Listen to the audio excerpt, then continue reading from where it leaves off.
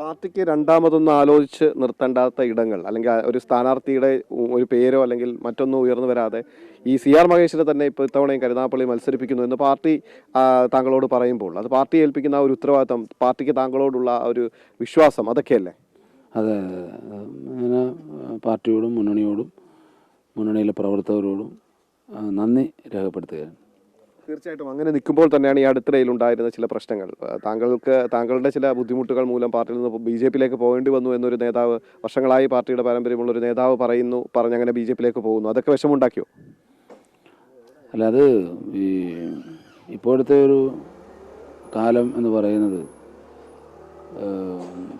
എല്ലാ രാഷ്ട്രീയ പാർട്ടിയിലും ഈ ഇവിടെ നിന്ന് അങ്ങോട്ട് ചാടുക, അവിടെ നിന്ന് ഇങ്ങോട്ട് ചാടുക, ഇവിടെ നിൽക്കുമ്പോൾ അങ്ങോട്ട് പോകണമെന്ന് തോന്നുന്നു, അങ്ങോട്ട് പോകുമ്പോൾ ഇതൊക്കെ ആശയപരമായ രാഷ്ട്രീയമല്ല, ഇതൊക്കെ ആമാശയപരമായ രാഷ്ട്രീയമാണ്. ഞാൻ വിശ്വസിക്കുന്നത് എൻ്റെ പ്രത്യയശാസ്ത്രത്തെയാണ്. ആ കാര്യത്തിലാണ് ഞാൻ മുന്നോട്ട് പോകുന്നത്. അഭിപ്രായ വ്യത്യാസങ്ങൾ ഏത് പാർട്ടിയിലുണ്ടായാലും, ഞാൻ ഒരു പാർട്ടിയെ മാത്രമല്ല, കമ്മ്യൂണിസ്റ്റ് പാർട്ടിയിലാണെങ്കിലും BJP-യിലാണെങ്കിലും മുസ്ലിം ലീഗിലാണെങ്കിലും ഏത് പാർട്ടിയിലാണെങ്കിലും അങ്ങനെ കാലുമാറ്റത്തെ വല്ലാതെ ആരും പ്രോത്സാഹിപ്പിക്കേണ്ട ആവശ്യമില്ല.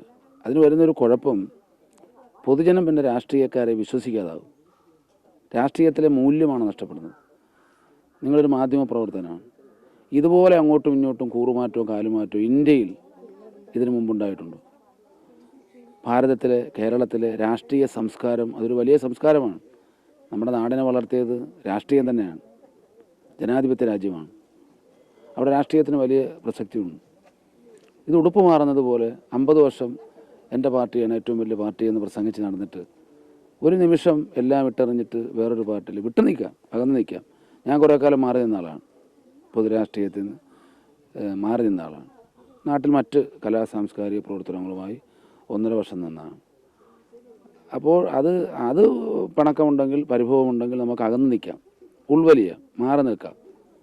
പക്ഷെ മറ്റൊരു പാർട്ടിയിലേക്ക് പെട്ടെന്നൊരു സുപ്രഭാതത്തിൽ ഒരു 10, 50, 60 വർഷം പഴക്കമുള്ളൊരു മരം പിഴുത് മാറ്റിവെച്ചാൽ ആ മരത്തിന് വല്ല ഭാവി ഉണ്ടാകും? ഇല്ല. ഉടുപ്പ് മാറുന്നത് പോലെ അങ്ങനെ മാറുന്ന ആളുകളെ രാഷ്ട്രീയക്കാർക്ക് മൊത്തം അത് നാണക്കേടാണ്. കാരണം പിന്നെ ആരും, സ്വന്തം ഭാര്യമാർ പോലും നമ്മളെ ആരും വിശ്വസിക്കാത്ത, മക്കൾ പോലും, കുടുംബാംഗങ്ങൾ പോലും നമ്മളെ വിശ്വസിക്കാത്ത ഒരു കാലം വരും. ആശയത്തിൻ്റെ പേരിലാണ്, പ്രത്യയശാസ്ത്രത്തിൻ്റെ പേരിലാണ് ചില പാർട്ടികളിലൊക്കെ ഡിവിഷൻ ഉണ്ടാവാറുണ്ട്. ചില പ്രമേയങ്ങളുടെ പേരിൽ, ചില ചർച്ചകളുടെ പേരിൽ, ചില നിലപാടുകളുടെ പേരിൽ.